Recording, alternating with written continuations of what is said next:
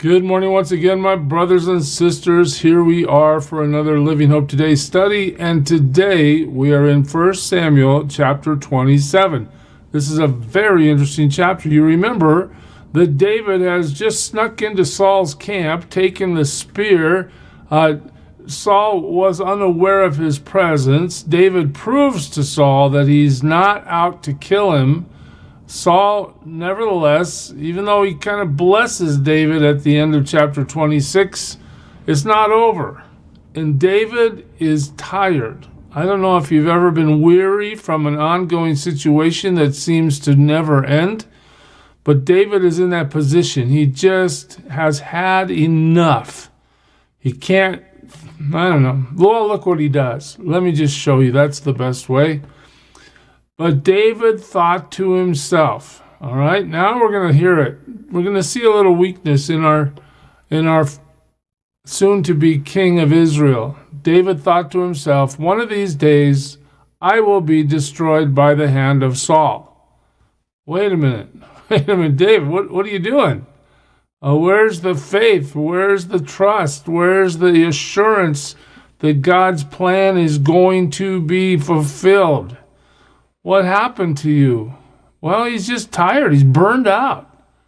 And I can understand that from my own experience. Perhaps you can as well. You get to the place where, look, this fight is too much for me. Well, there it is.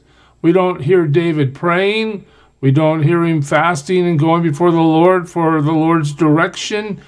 We just hear his human heart say, look, I know Saul's powerful. He's much more powerful than me and my 600 guys. He's been chasing me around the countryside for a long time, and how can I possibly escape him? He's going to get me. I know one of these days he's going to kill me. Wow. Well, the best thing I can do is to escape to the land of the Philistines. So now we see David formulate his own plan to save himself in his own strength. But that's what we often do, right? We look for the path of least resistance to try to get out of the trouble that is in front of us. Instead of standing by faith, seeking God's guidance, we make our own plan. Amazingly, though, as you read chapter 27, you'll see that God continues to work through David, even though David's in that place where he's not really asking God what he should do anymore. He's taking things into his own hands. Here's the reasoning. Then Saul will give up searching for me anywhere in Israel, and I will slip out of his hand. This is a self-preservation move. I'm going to get out of here so that Saul can't find me, and I hope he gives up instead of killing me. So what does he do? David and the 600 men with him left and went over to Achish, son of Maach. Is that how you say that? King of Gath. King of Gath? Okay, so all you biblical scholars are triggered right there, right? Achish? Oh yeah, you remember that guy. Remember back in chapter 21? That day David fled from Saul and went to Achish, king of Gath. So David's already been to see this king.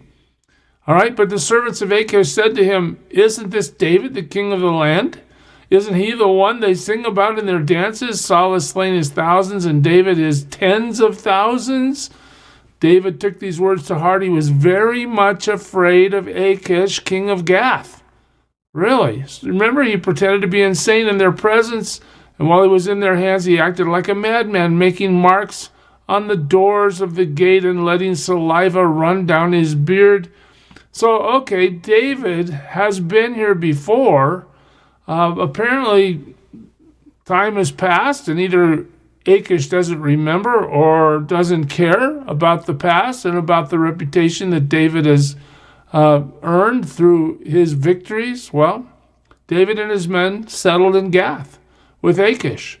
So David now goes into the camp that's directly opposed to Israel. It appears, at least to the king of Gath, that David switched sides. We'll see that more clearly at the end of the chapter.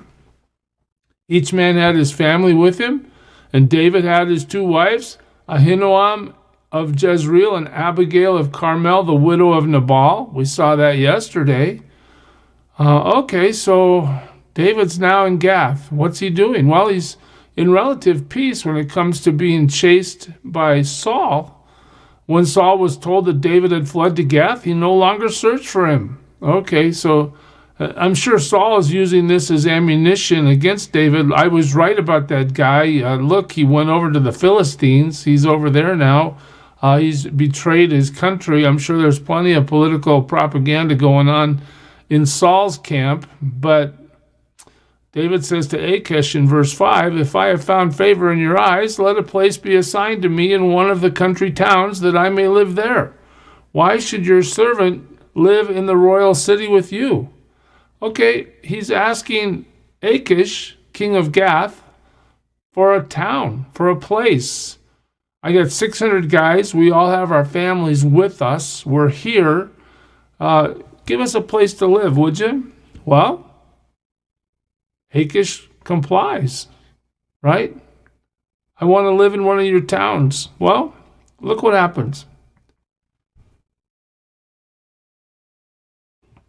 So on that day, Achish gave him Ziklag, and it has belonged to the kings of Judah ever since. David lived in Philistine territory a year and 4 months. So we got 16 months of time passing here where David's in the enemy camp, and now we see that him and his little band of 600 guys and their families are all in Ziklag. Now, just to give you a little context for that, David's been hiding out over here for quite a while. I guess I should get out of the way.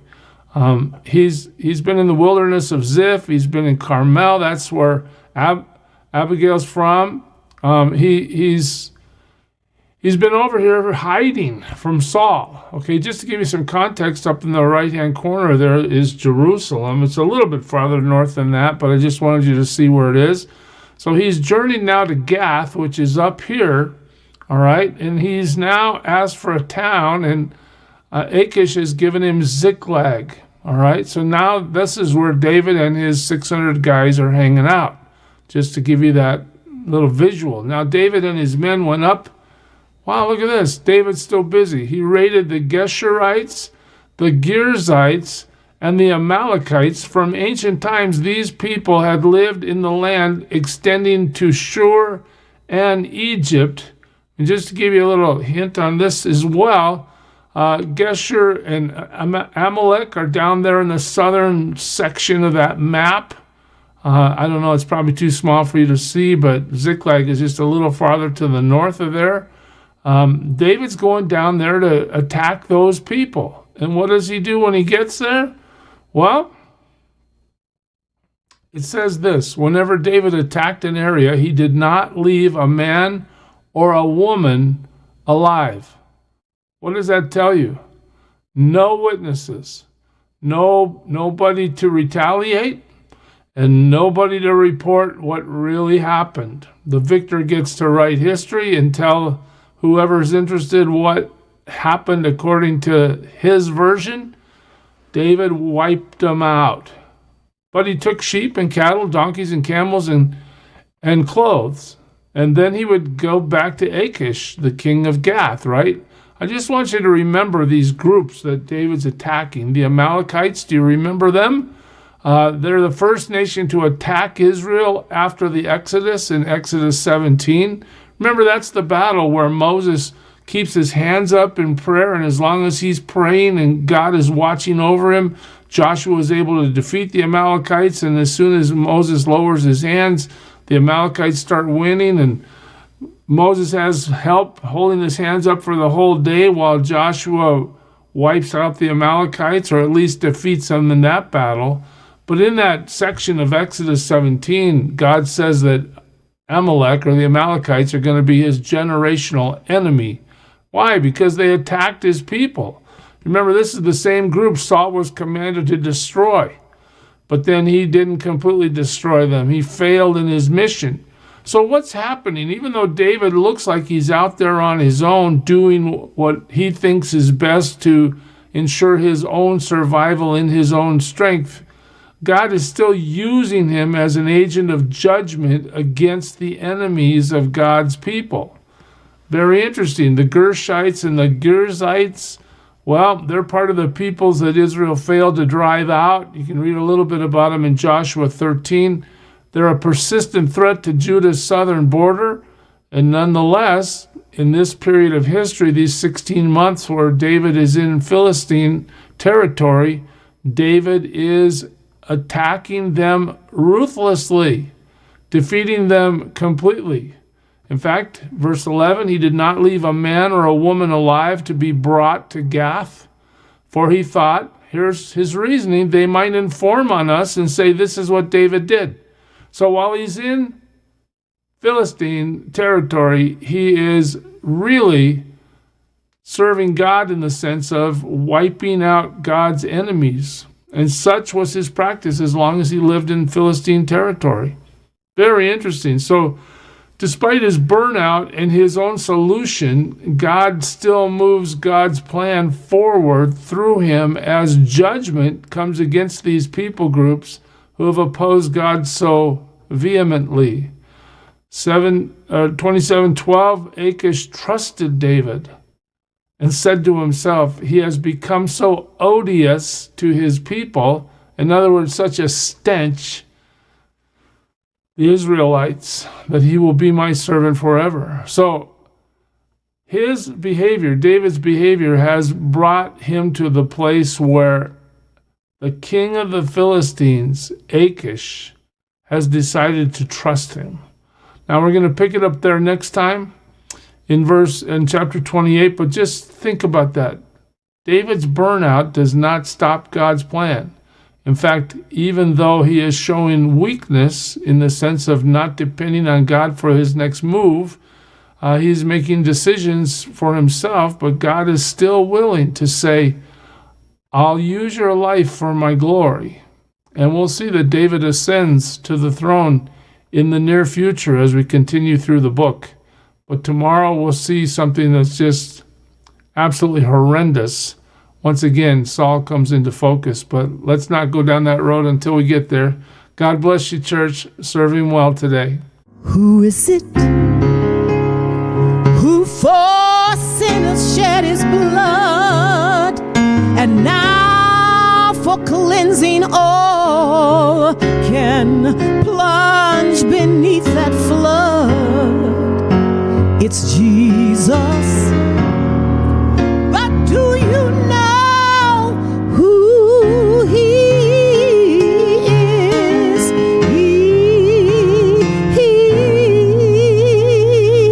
He's the image of the invisible God, and he's the brightness of his glory,